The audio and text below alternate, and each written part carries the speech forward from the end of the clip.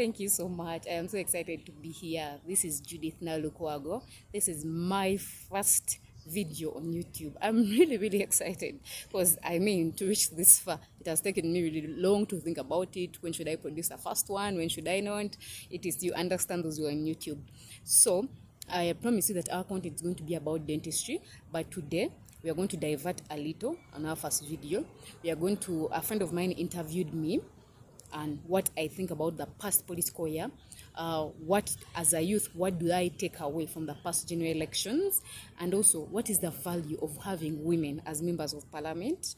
And also, they asked me to rate the past general elections, and I did so in the video that we are going to see. I am very excited. Please share with me this excitement. But most importantly, what I want to have from you guys is the feedback.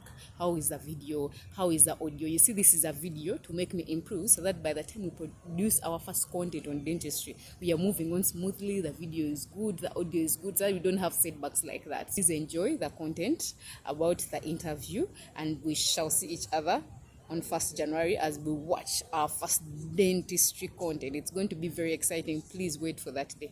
Thank you so much. I had given it 20%. My friend Chidega told me that is really and unfair. So I'm going to give it extra 10%, and there are reasons.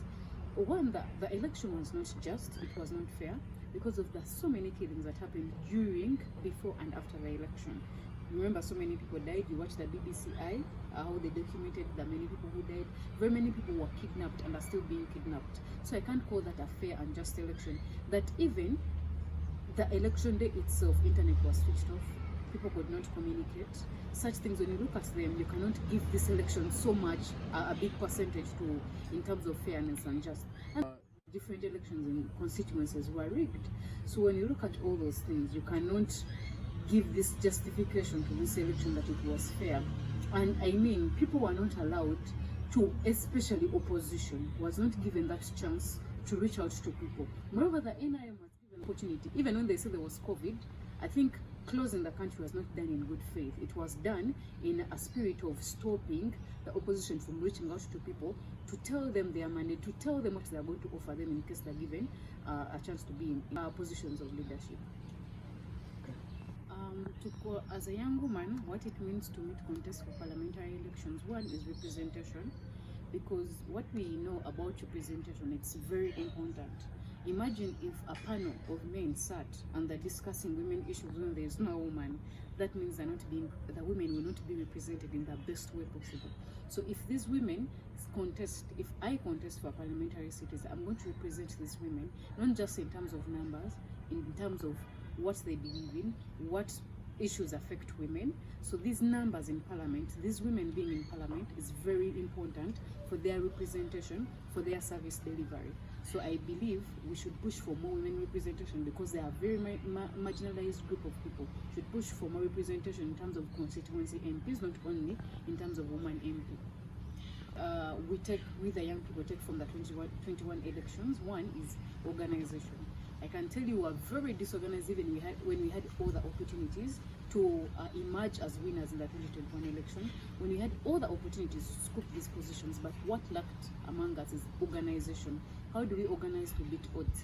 Politics is about organizing and mobilization. We did the mobilization, but we didn't organize. That we have made these people understand the importance of electing us into leadership, but we did not organize ourselves to be ready for those positions. So as a young person, I have learned that organization is key, even when you mobilize in terms of an election. When we look back, did the lockdown which was put, did the curfew which was put, did it in any way stop people from getting COVID? Did it in any way improve the lives of the people? That's a fair argument, but someone could say that COVID didn't kill as many people because there were restrictions. That if we didn't have restrictions, we'd have run away and killed as many people as it did, for instance, in the US. We saw the death toll in Italy. So, people like Chidega would want you to give Museveni credit and say, oh, the president, visionary leader, acted well and ensured that COVID didn't go amok and kill so many people. And we also have examples like Tanzania, where they didn't lock down, they didn't follow any of these restrictions, and nothing as much as what happened in Uganda happened. So when you look at both ways, you understand that lockdown or curfew was not the solution to the problem we're facing. The solution to the problem we're facing is to improve our healthcare system.